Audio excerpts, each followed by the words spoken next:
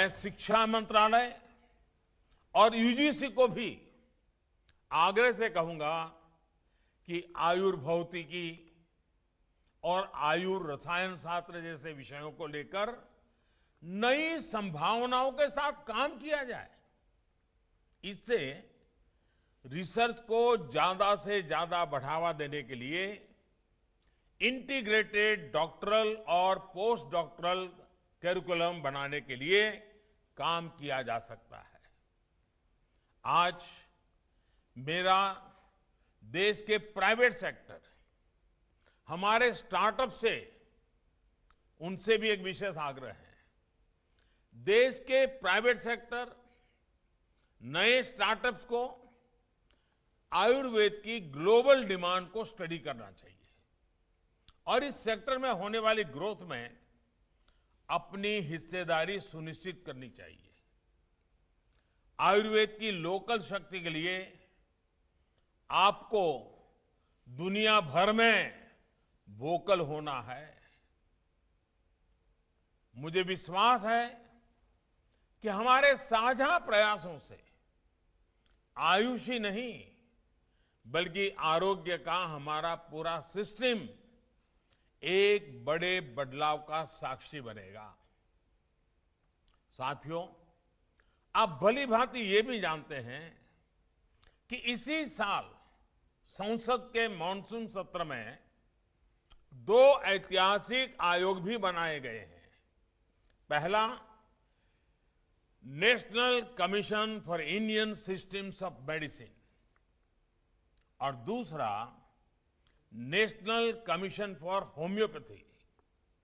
यही नहीं, नई राष्ट्रीय शिक्षा नीति में भी भारत की मेडिकल एजुकेशन में इंटीग्रेशन की अप्रोच को प्रोत्साहित किया गया है। इस पॉलिसी की भावना है कि एलोपैथिक एजुकेशन में आयुर्वेद की बेसिक जानकारी जरूरी हो और आयुर्वेदिक एजुकेशन में एलोपैथिक प्रैक्टिस की मूल जानकारी जरूरी हो।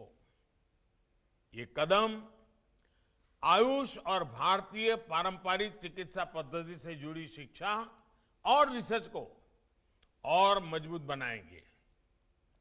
साथियों, 21वीं सदी का भारत अब टुकड़ों में नहीं, होलिस्टिक तरीके से सोचता है। हेल्थ से जुड़ी चुनौतियों को भी अब होलिस्टिक अप्रोच के साथ उसी तरीके से ही सुलझाया जा रहा है। आज देश में सस्ते और प्रभावी इलाज के साथ साथ प्रिवेंटिव हेल्थ केयर पर वेलनेस ज्यादा फोकस किया जा रहा है। आचार्य चरक ने भी कहा है, स्वस्थस्य स्वास्थ्य रक्षणम आतुरस्य विकार प्रशमन च, यानी स्वस्थ व्यक्ति के स्वास्थ्य की रक्षा करना और रोगी को रोग मुक्त करना, ये आयुर्वेद के उद्देश्य हैं।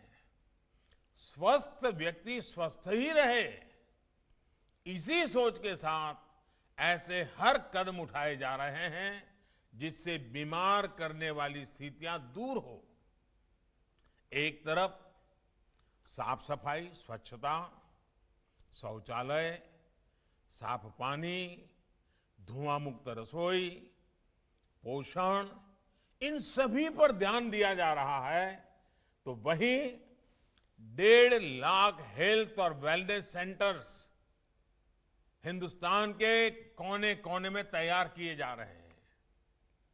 इनमें विशेष तौर पर 12,500 से ज्यादा आयुष वेलनेस सेंटर्स पूरी तरह आयुर्वेद को समर्पित हैं, आयुर्वेद से जुड़े बन रहे हैं।